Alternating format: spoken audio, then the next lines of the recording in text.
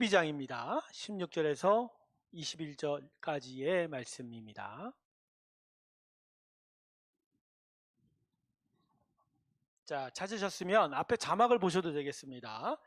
제가 읽겠습니다. 또 비유로 그들에게 말하여 이르시되 한 부자가 그 밭에 소출이 풍성하매 심중에 생각하여 이르되 내가 곡식 쌓아둘 곳이 없으니 어찌할까 하고 또 이르되 내가 이렇게 하리라 내 곡간을 헐고 더 크게 짓고 내 모든 곡식과 물건을 거기 쌓아 두리라. 또 내가 내 영혼에게 이르되 영혼아 여러 해 쓸 물건을 많이 쌓아 두었으니 편안히 쉬고 먹고 마시고 즐거워하자 하리라 하되 하나님은 이르시되 어리석은 자여 오늘 밤에 내 영혼을 도로 찾으리니 그러면 내 준비한 것이 누구의 것이 되겠느냐 하셨으니 자기를 위하여 재물을 쌓아두고 하나님께 대하여 부요하지 못한 자가 이와 같으니라. 아멘. 한 부자가 고민을 합니다. 근데 그 사람의 고민은 사실 남들이 보면 행복한 고민인 거죠. 그는 한 해 농사를 한 후에 풍성한 소출을 얻었습니다. 그런데 풍성하게 얻은 이 소출을 보관할 곳이 부족한 것이 그의 고민인 거예요. 그래서 곡식을 쌓아둘 곳이 없는 것에 대해서 이 사람은 걱정하기 시작한 겁니다. 결국은 이 부자는 더 큰 창고를 지으려고 했습니다. 그래서 짓고 수확한 곡식을 보관하고자 했죠. 그리고 결국 이 창고를 크게 짓고 나서 쌓인 풍성한 곡식을 보면서 그는 이렇게 말합니다. 19절의 하반절에 보면 뭐라죠? 평안히 쉬고 먹고 마시고 즐거워하자. 그런데 이 본문의 기사는 하나님의 마음도 함께 기록하고 있습니다. 하나님께서는 이 부자를 마땅하게 생각하지 않으신 거예요. 20절을 보세요. 그래서 하나님께서 이 부자에게 뭐라고 말씀하십니까? 여러분 같이 읽을까요? 시작. 하나님 어리석은 자여 오늘 밤에 내 영혼을 그러면 내 준비한 것이 누구의 것이 되겠느냐 하셨으니. 여러분 하나님께서 이 부자에게 왜 이렇게 말씀하신 거죠? 뭔가 잘못된 거죠. 뭔가 잘못됐는데 뭐가 잘못된 걸까요? 이 부자의 심령에 뭐가 잘못됐냐면 마음의 방향이 잘못된 거예요. 마음의 방향. 이건 그냥 탐심이라고 이야기하기 수 없는 거예요. 탐심의 문제가 아니라 뭔가 마음이 지금 행복을 추구하는 방향이 잘못되어 있는 거예요. 사실 여러분 이 부자 이미 엄청난 부를 누리고 있는 거죠. 자, 여러분 17절에 보면 곡식을 쌓아둘 곳이 없으니라고 하는데 이게요 단순하게 내가 지금 창고가 없는데 그 얘기가 아니에요. 여기에 쓰인 명사형이 헬라어로 복수형입니다. 이 얘기는 뭐냐면 창고가 자기한테 있다 없다 이미 있는 거예요. 이미 있는 거예요. 그래서 이미 그 창고로 인해서 많은 곡식을 수용하고 있는 거예요. 그럼에도 불구하고 더 짓고자 한 거예요. 더 많이 소유하고자 한 거예요. 근데 왜 더 많이 소유한 것에 집중했을까요?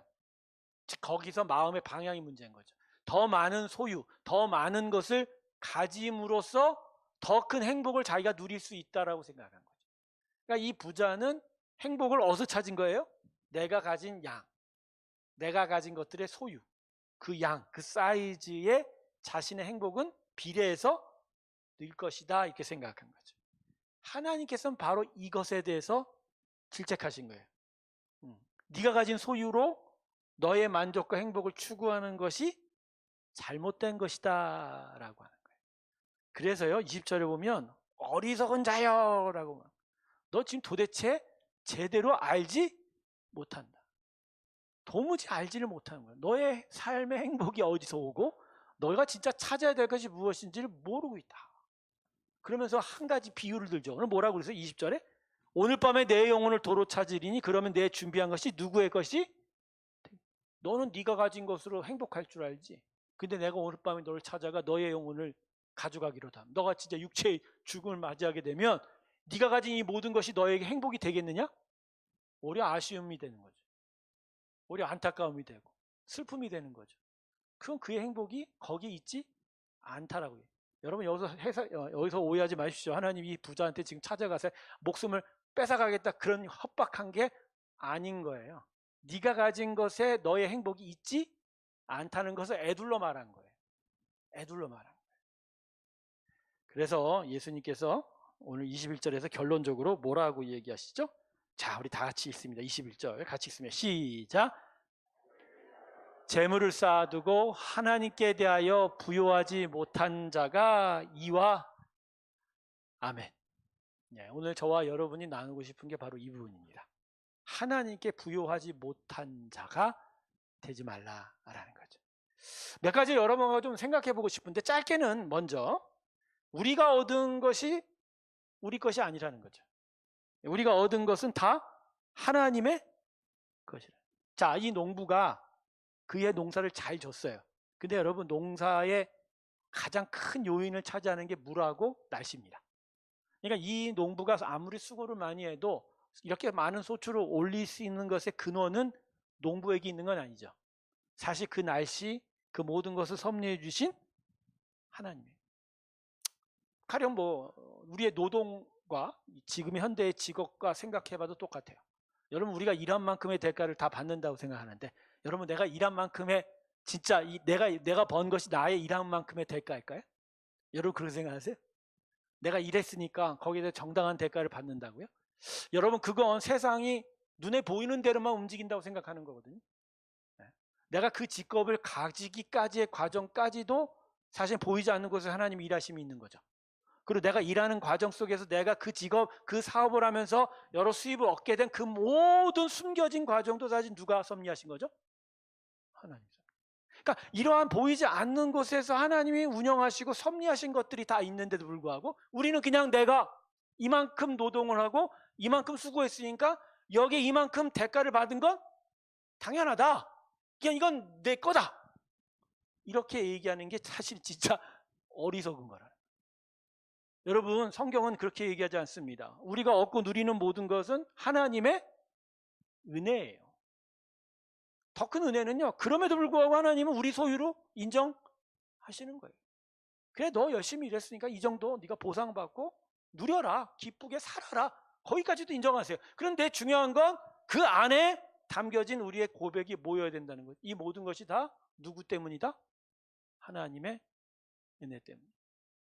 저는 그런 생각해요. 믿음이 있다 없다의 가장 날카로운 선상에서 우리의 고백이 갈리는 부분이 이 부분인 거예요. 야, 이게 하나님의 은혜냐 아니냐. 그러니까 대부분 믿는 사람들에게 보통적으로 보편적으로 나타난 증상이 바로 이거예요. 분명히 저 사람이 열심히 일하고 수고했음에도 불구하고 그 사람은 언제나 뭐라고 얘기해요? 하나님의 은혜입니다.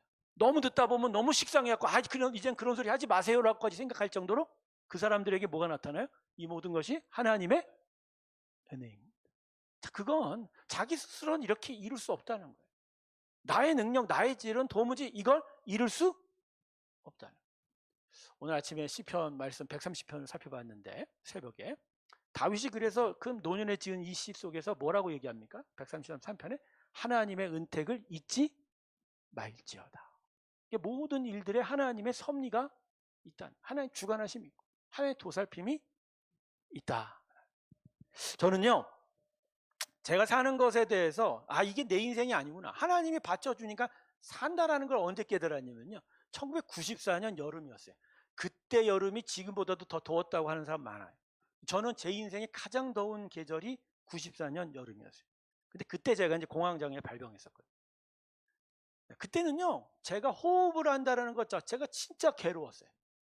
그러니까 하루 종일 호흡 같고 숨 한 번 내쉬는 게 너무 힘들어서 헥헥거리고 살았던 게 그때 제 모습이었어요. 근데 내가 그때 뭘 깨달았냐면 하나님이 이 코에 숨을 주셔서 사람이 사는구나. 그 전까지는 그냥 내가 건강하니까 내가 숨을 쉬고 내가 활발하니까 내가 열심히 내가 건강하게 잘 살 수 있다고 생각했던 그때 나이 25살도 안 됐거든요. 그때 제 코에 이 호흡을 하나님이 주관하고 계신 걸 확신한 거예요. 만약 하나님 이 호흡을 당장에 빼가시면 나는 완전히 거기서 끝인 거예요. 그러면서 이 호흡 이 하나 갖고도 진짜 어쩔 줄 모르는 내 인생을 바라면서 내 인생은 하나님께 달렸다. 그런 거 그러고 보니까 그렇구나. 나의 인생의 모든 것들이 이게 하나님의 섭리 아니고선 도무지 이루어질 수가 없다는 걸 그때 절실하게 들었어요. 여러분, 우리가 얻고 누리는 건 다 하나님의 은혜입니다. 살만하게 하신 거예요. 그 모든 것들을 섭리하신 거예요. 우리가 보이지 않는, 우리가 볼 수 없는 곳에서 하나님의 일하심이 지금도 있는 거예요. 할렐루야. 여러분, 지금도 우리가 이렇게 예배에 와서 하나님을 바라볼 수 있는 게 마냥 내가 믿음이 있고 내가 의지가 있는 것 같죠? 네, 그렇지 않아요. 여러분 안에 성령이 여러분의 마음을 돕고 계십니다. 그 성령이 여러분에게 예수님이라는 예수님을 고백할 수 있게 만들어 가시고 지금도 하나님의 은혜를 간절히 바랄 수 있는 마음의 문을 열고 계십니다. 여러분 밖에 나가서 전도 한번 해보셔 봐요. 보이고 던져지는 전도지 받는 분도 있지만 안 받는 사람이 더 많아요. 또 받아도 뒤에 가서 찢어버리는 사람들 많고. 근데 다 그냥 똑같은 말을 하는데도 어떤 사람은 마음을 활짝 문을 열고 받아들이는 사람이 있는 반면에, 그죠? 많은 사람들은 그걸 안 받아들여요. 여러분이 어떻게 마음에 별다른 거 한 게 없거든. 예수님 믿으세요. 예수님 믿으면 복이 있습니다. 행복합니다. 라고 했는데 반응이 다 다른 거예요. 그 이유가 뭐죠? 그건 하나님의 섭리예요. 하나님의 깨달음. 저는 그래서요, 궁극적인 구원은요, 하나님의 은혜 아니면 이룰 수가 없어요. 여러분, 우리가 지금 이렇게 예배하는 것도 이거 하나님의 은혜입니다. 그거 없으면 우리 예배 못해요. 아니, 우리 하나님의 자녀, 예수님이라는 말조차도 제대로 할 수 없는. 이전에 제가 20대 초반에 학교 동아리 기독교 단체 뒤에다 돌 던진 사람이었고, 그때 제 모습은 내가 맞다고 생각했어요. 그 흉측한 놈들 말이야. 근데 지금 와서 생각해보니까 이렇게 바뀐 게 제가요? 제가 변했다고요? 아니에요. 하나님이 하신 거예요. 그게 가장 믿음에 있어서 중요한 고백이다. 여러분, 이 고백이 여러분 가운데 다시 회복되길 주님의 이름으로 축원합니다. 자, 두 번째는 오늘 가장 중요한 내용인데, 참된 행복은 소유의 양이 아니라 하나님에 대하여 부요한 거에 달려 있다. 자, 하나님에 대해서 부요한 게 뭐죠? 하나님에 대해서 부요한. 여러분 이런 얘기 많이 하죠? 하늘의 보화를 쌓으라는 얘기 많이 하죠? 여러분, 하늘의 보화를 쌓을 게 있습니까? 여러분, 하늘에 무슨 보화를 쌓습니까? 교회에서 열심히 헌신하면 옆에서 뭐라 그래요? 누가 거들어요. 이제 하늘의 보화를 쌓아. 나중에 가면 상 받을 거야. 여러분, 가서 상 받을 게 있나요? 천국이요, 열심히 일한 만큼의 대가가 나눠지는 데입니까? 근데 무슨 상을 받아요, 거기서? 무슨 보화를 쌓아요? 여러분, 이 말은요, 우리의 마음이 얼만큼 하나님께 가 있냐는 거예요. 자, 보가 이런 얘기 세상의 경험이죠. 돈이 있는 곳에 내 마음이 있다 없다? 있죠. 그건 어떻게 철떡같이 믿고 계시네. 내 돈 있는 곳에 내 마음이 있어요 없어요? 있어요. 그래서 공짜표는 별로 이렇게 가치가 없죠. 누가 선물을 줘도 누가 나한테 초대권 준 걸 전달해 주면 뭐 별것도 아닌데, 그러죠. 근데 진짜 몇십만 원짜리 비싼 표 사다가 주면 그제서야 우와 귀하다고 얘기하죠. 여러분, 하나님께 부요한 것은요, 내 마음이 그분께 온전히 가 있다라는 얘기예요. 나의 관심, 나의 자랑, 나의 기대, 나의 또 귀한 마음이 다 어디께 가 있다? 하나님께 가 있다. 이런 사람의 대부분 특징이 뭔지 아세요? 하나님께 내 마음을 드린 것으로 자신이 복을 받는 거예요. 행복을 얻는 거라는 거예요. 얻는 거라. 이거와 반대되는 게 결국 내가 가진 것이 무엇이냐에 따라서 행복을 누리는 거예요. 내가 얼마큼 돈을 갖고 내 통장에 얼마큼 쌓여있고 내가 어떤 차를 몰고 내가 어떤 집을 다니고 내가 어떤 옷을 입은 거가 내 행복의 근원이 된다고 생각해요. 그러다 보니까 마음의 관심과 기대는 어디에 가 있는 거예요? 내가 가지는 것에 대해서 갖게 되는 거죠. 여러분, 이렇게 되면요, 이거 진짜 신앙에 큰 일이 발생할 가능성이 높습니다. 여러분, 예수 그리스도를 믿는 건 하나님으로 인하여 만족하겠다라는 고백이거든요. 다윗이 그래서 뭐라고 얘기했죠? 여호와는 나의 목자시니 내가 부족함이 다윗이 뭐가 부족한 게 많았죠. 얼마나 많은 시련을 겪었음에도. 근데 이 얘기를 왜 하죠? 하나님께 자신의 마음이 있으니, 하나님께 자신의 보호가 들어가 있으니 그분과 함께하는 것이 자기에게 큰 만족이 된 거예요. 행복이 된 거예요. 그러다 보니까 그 고백을 한 거예요. 무슨 돈이 많고 무슨 자신의 명예가 높고 내가 편안히 살아서 이 고백을 한 게 아닌 거예요. 제가 처음 이 시편 23편을 읽고서 진짜 예수 믿으면 나에게 부족한 것이 없는 줄 알았어요. 그리고 1년 지나고 성경 말씀 거짓말이라고 내가. 예수 믿었던 게 더 가난해지는 것 같아. 진짜 더 가난해졌다니까요. 난 대기업 LG 다니고 우리 아내는 이랜드 다녔어요. 근데 예수 제대로 믿고서 교회 들어와 살다 보니까 월급이 내가 한 달에 먹고 사는 돈이 생양의 5분의 1로 줄어버려서 5분의 1이 뭐야? 그때 얼마야? 나 한 달에 그때 20만 원도 채 못 벌었어요. 그러니 내 마음에 입에서 뭐가 나오겠어요? 이거 거짓말이야, 이 말씀. 나중에 깨달은 거예요.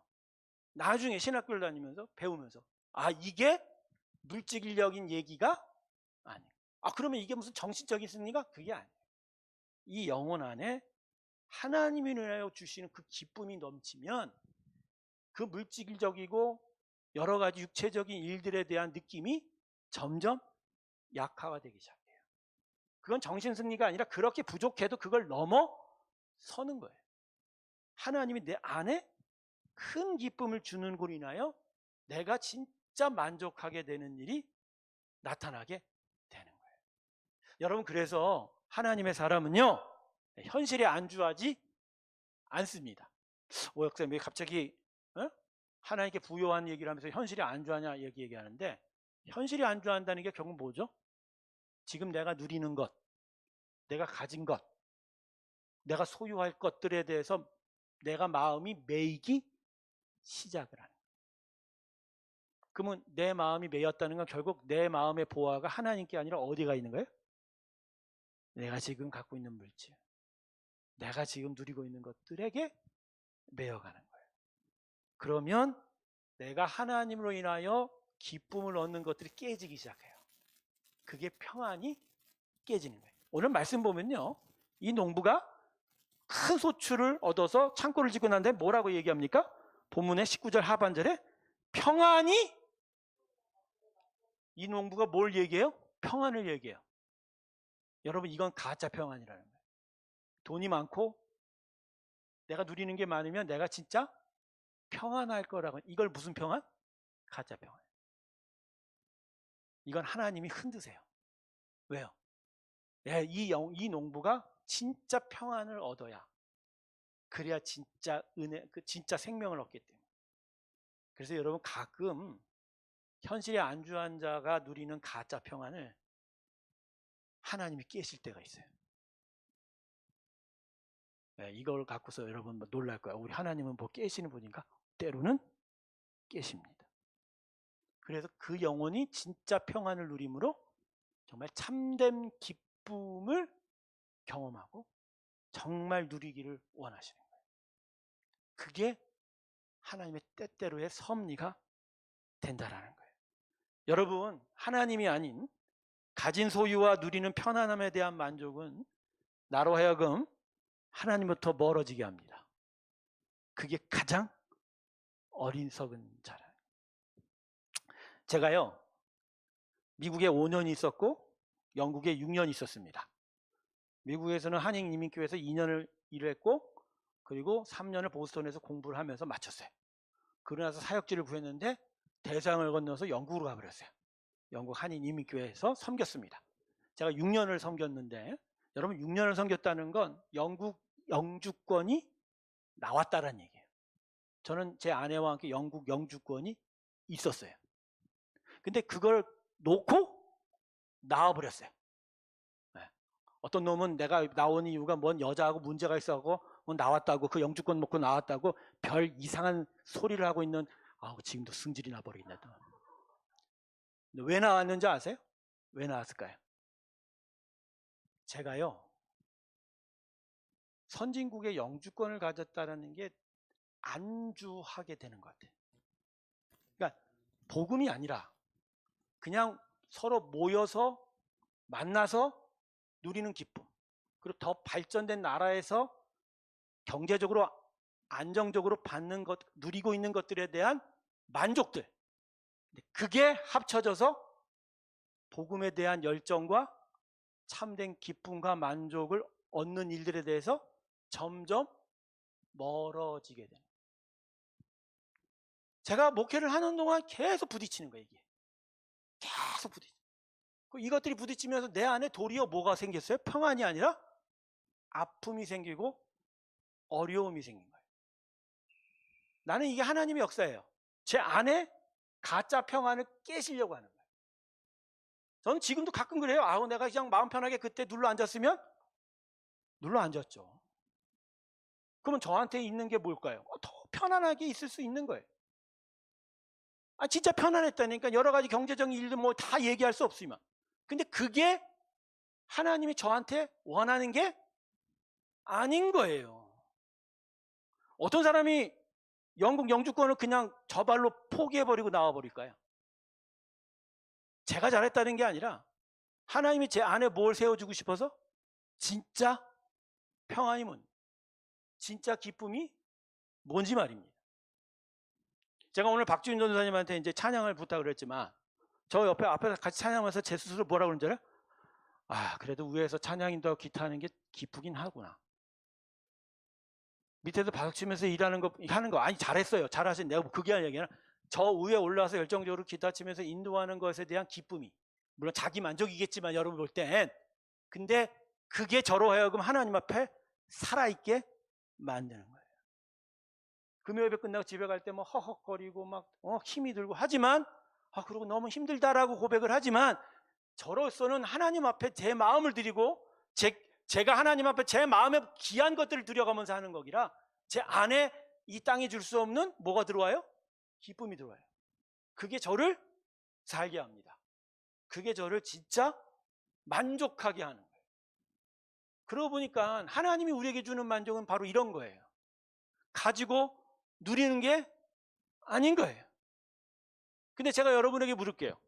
여러분, 결국 우리가 하나님께로 가야 되는데, 하나님께 갈 때 여기서 누린 우리가 갖고 있는 돈, 물질, 그게 중요한가요? 아니에요. 여기서 하나님께 마음을 드린 그 기쁨을 내가 얼마나 소중히 생각하느냐가 내가 결국 예수를 주로 믿었다는 거에 증거가 되고, 내가 진짜 주님을 그렇게 사모하며 나아가는 것이, 그게 나의 모든 죄악 앞에서의 하나님의 심판 앞에서 하나님은 나를 의로 여기시는 거예요. 로마서 10장 말씀에 10장 10장에 마음에 믿어 의로 여기고 입으로 시인하여 구원하 이를 때, 이 마음으로 믿는다라는 게 너무 간편하게 생각하는 거예요. 그냥 내가 입술로 나 예수님 믿어, 그럼 다 끝나는 줄 알아요. 근데요, 로마서 10장 9절 그 전절은 뭐라고 그러죠? 주로 믿고, 주님으로 믿고, 그 예수가, 그 주님이 사흘 만에 부활하신 생명의 구주됨을 내가 믿는 그 믿음이 내 마음에 있어야 되는 거죠. 여러분, 이러려면요 그냥 입술의 고백으로 안 돼요. 예수님이 나의 주인이 되고, 그래서 그분께 내 마음을 드리고 나의 귀한 것들을 그분께 드려가면서 그분으로부터 기쁨을 누려가는 믿음이 되려면, 그냥 하루아침에 나 예수 믿어요, 입술로 찬양해요, 그게 아닌 거예요. 끊임없이 계속적으로. 그러니까 성경이 얘기하는 믿음은 이런 거거든요.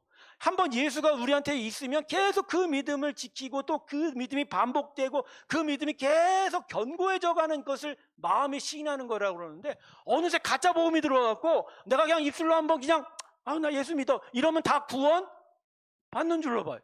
그러니까 이게 너무 쉬우니까 아무나 예수 믿는다고 생각하고, 복음이 너무 쉬운 거라고 생각하니까 거기에 내 마음을 들이지 않는 거예요. 여러분, 예수 그리스도로 인한 구원이 여러분에게 얼마나 값진 겁니까? 여러분에게 얼마나 큰 가치가 되냐고요. 정말 귀하고 귀하니까 내가 그분께 마음을 드리죠.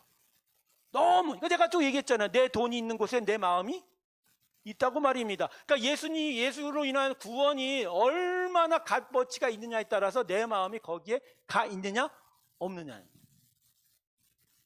요 며칠 전에 어디 가갖고요 1억 1,000만 원짜리 시계를 봤어요. 쇼윈도에 2개가 있어요. 2개 1억 1,000만 원짜리 시계. 그거 보고서 제 마음이 어떻겠어요? 마음이 동했을까요? 동했을까요? 아니, 택도 없어. 거기 내 마음이 있지도 않아. 그러면 제가 뭐라 하죠? 저거 가짜지도 몰라. 그래. 모르겠어요. 뭐 내가 얻을 수도 없으니까 뭐 관심도 없는지 몰라도 제 마음이 어디가 있어요? 돈에 가 있지 않아요. 그게 아닌 거야. 내가 마음을 쓰는 건 교회고, 내가 마음을 쓰는 건 성도의 구원이고, 내가 마음을 쓰는 건 하나님의 나란 말이에요. 그것이 정말 잘 이루어지고 그것이 잘 되어가는 게 내게 가장 큰 보호하고 가장 중요한 거라는 거예요. 제가 그래서 며칠 전에 제 마음의 진위를 거기서 확인했어요. 아, 내가 그래도 여기는 마음이 여기는 없구나. 여기. 하루 종일 묵상하고 고민하는 게 뭔지 아세요? 교회예요. 성도들이에요. 그리고 하나님의 나라가 어떻게 이 삶에서 이루어질까가 제 고민입니다. 그러면서 마음하고서 내가 이렇게 고민하고 묵상하고 힘들다가 내 몸이 아프면 어떡하나. 근데 어느 날 그 고백까지 있는 거야. 아이고 이러다가 죽으면 순교지. 여러분 진짜 바라고 진짜 구해야 될 건 따로 있는 거예요. 그게 진짜 우리에게 소중한 거예요. 근데 그걸 찾지를 못하니 하나님이 우리에게 어리석다라고 이야기하는 거예요. 사랑하는 성도 여러분, 저는 우리 성도님들의 장례식을 거듭거듭 진행을 하면서 거듭거듭 확인하는 게 있어요. 그가 이 땅에서 손에 쥐었던 것들이 중요치 않다라는 걸 계속 확인하는 거예요. 그 짧은 인생 속에 그가 누리고 가진 것들의 양이 아닌 그가 영원한 나라를 사모하며 갔던 일들이 정말 귀하다는 게 그때마다 제가 확신하는 거예요.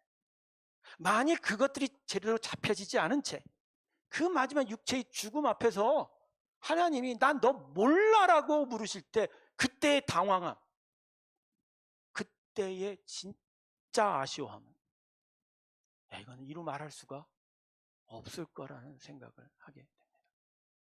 사랑하는 성도 여러분, 하나님께 여러분의 마음을 두시기를 주님의 축원합니다.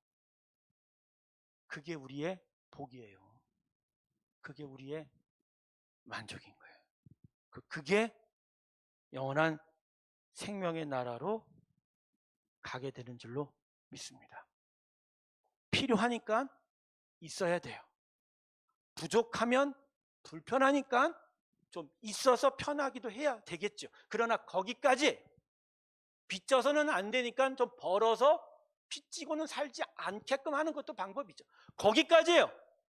근데 거기에 내 마음이 더 팔려서 내가 진짜 하나님께 마음을 드려야 될 것들을 잃어버린 채 거기에 내가 매여 간다면 성경이 오늘 얘기한 어리석은 자는 오늘 말씀에 농부의 것이 아니라 우리 것이 될 것이고 그 어리석음은 영원한 멸망을 우리에게 초래할지도 모른다라는 것을 마음에 기억하면서 여러분에게 진정 내가 구하고 찾아야 할 것이 무엇인지에 대한 다시 한번의 깨달음과 마음의 돌이킴과 그리고 하나님께로 향하여 마음을 나아가는 귀한 일들이 있기를 주님의 이름으로 축원합니다. 여러분 하나님께 부요한 자가 결국 행복한 거예요. 그게 복이에요. 그게 바로 예수의 구원이라는 걸 마음에 기억하면서 오늘 하나님 앞에 이것을 놓고 함께 기도하기 소망합니다.